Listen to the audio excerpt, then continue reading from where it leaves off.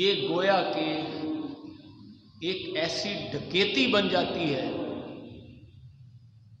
ایک ڈاکو جو ہے وہ تو چلو پسٹل سے تلوار سے 10 کو قتل کرے گا، چند ایک کو 100 کو کر لے گا، لیکن ایک عالم جو بنمرودہ آشنا باش، جو نمرودوں کے بھینٹ چڑھ گیا ہے، بھئی دین تو نام ہے مغضوبوں کی دالوں کی مخالفت کرنا. مولوی اور پیر ہی آگے بڑھ کر ان ظالموں سے کہے کہ مجھے پیسے دو، میں نے قرآن پڑھانا ہے، میں نے مسجد بنانی ہے، میں نے پیر خانہ بنانا ہے. جب وہی آگے ڈھیر ہو گیا،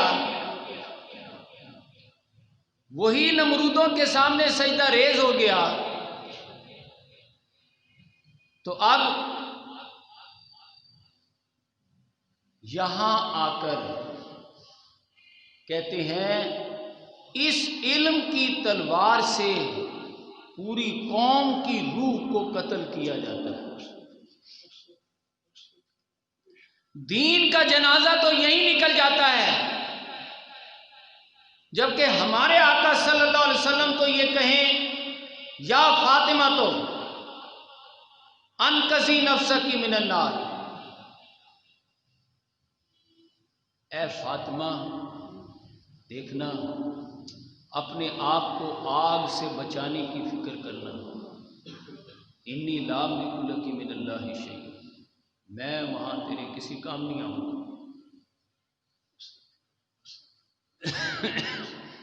مولوی پیر کہے تو پیسہ دے کے تو دیکھ، مسجد میں، مدرسے میں، پیر خانے میں میں ہوں نا، میں ٹھیکیدار ہوں، میں لے جاؤں گا. عمل سے فارغ ہوا مسلمان بنا کے تقدیر کا بہانہ.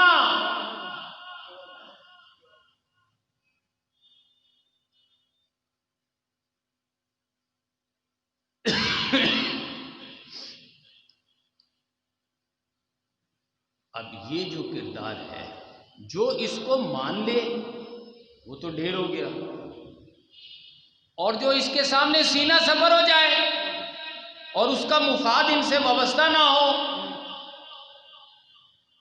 تو پھر یہاں وہ مرحلہ آتا ہے مراز کعبہ میرانت حق اوست.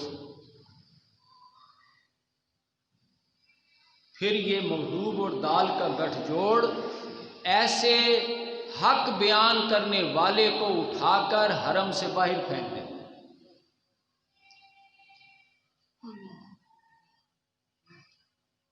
اس کے ساتھ مار پیٹ کا عمل ہوتا ہے. آج نہیں، کل نہیں، یہ ہمیشہ سے چلا آ رہا ہے. یہ اصول ہے اس دنیا کا.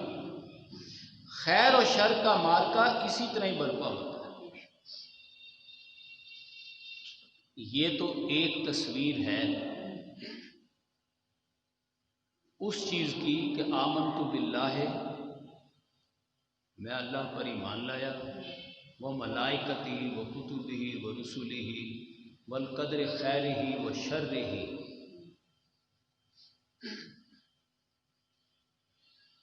خیر اور شر اللہ کی طرف سے. یہ جو شر کا پہلو میں نے بیان کیا، ویڈیو کو لائک کریں، شیئر کریں. آپ کہتے ہیں سبسکرائب کریں. بکشا ہر در ساغر،